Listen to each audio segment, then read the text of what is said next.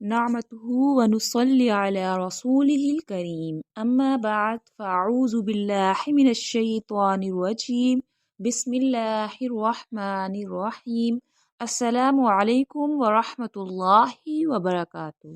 سورۃ البقرہ مدنیہ۔ سورۃ البقرہ مدنی ہے، اس میں 286 آیتیں اور 40 رکوع ہیں۔ بقرہ مطلب گائیں۔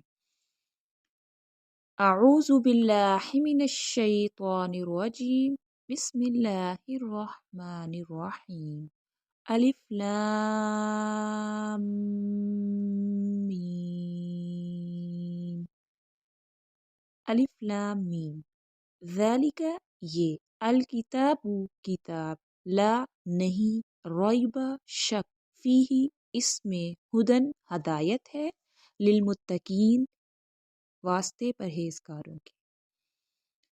الف لام میم حروف مقطوعات، یہ کتاب نہیں کوئی شک اس میں ہدایت ہے پرہیزگاروں کے لیے۔ سورۃ بقرہ کی ابتدا الف لام میم سے ہوئی ہے۔ اس قسم کے حروف کو حروف مقطوعات کہتے ہیں، یعنی یہ حروف اگرچہ اکٹھے لکھے جاتے ہیں لیکن جدا جدا پڑھے جاتے ہیں۔ یہ حروف الف لام میم اس سورت کے علاوہ 5 اور سورتوں کے شروع میں آئے ہیں۔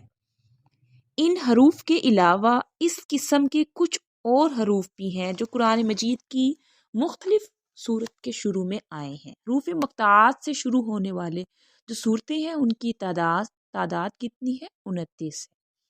اللہ تعالیٰ نے ہمیں اپنی مہربانی سے کتاب عنایت فرمائی اور ساتھ ہی فرمایا اس کتاب کی باتیں حکمت سے بھری ہوئی، سچی اور اٹل ہے۔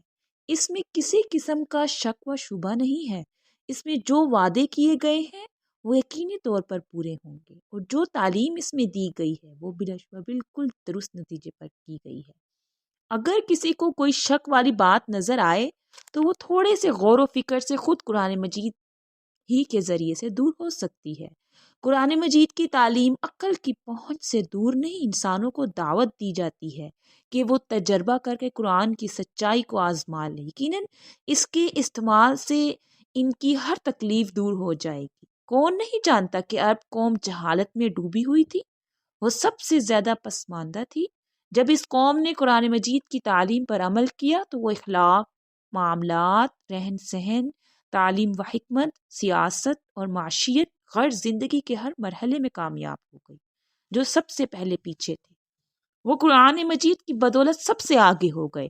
قرآن مجید کا ہر وعدہ پورا اترا، لیکن جب لوگوں نے اس پر عمل کرنا چھوڑ دیا تو وہ بہت سی بیماریاں ان میں لگ گئی۔ ہمیں چاہیے کہ ہم پھر نئے سرے سے ایک پختہ عزم کے ساتھ اس پر عمل کرنے کا عہد کریں، ہر قسم کی شکوک و شبہات چھوڑ دیں، اللہ تعالیٰ کے وعدوں کے مطابق دنیا اور آخرت کی کامیابی حاصل کریں۔ پیغمبر علیہ السلام کے زمانے میں، پیغمبر صلی اللہ علیہ وآلہ وسلم کے زمانے میں مبارک میں حضرت ابی بن کعب رضی اللہ تعالی عنہ بڑی قاری تھے۔ حضرت عمر فاروق رضی اللہ تعالی عنہ نے ان سے پوچھا تقویٰ کیا ہے، تقویٰ کا کیا معنی ہے؟ تو انہوں نے جواب دیا، کیا آپ کو کبھی ایسے راستے پر چلنے کا اتفاق ہوا ہے جس میں ہر طرف کانٹے دار جھاڑ ہو؟ تو انہوں نے جواب دیا، ہاں بہت دفعہ ایسے راستے پر چلنے کا اتفاق ہوا۔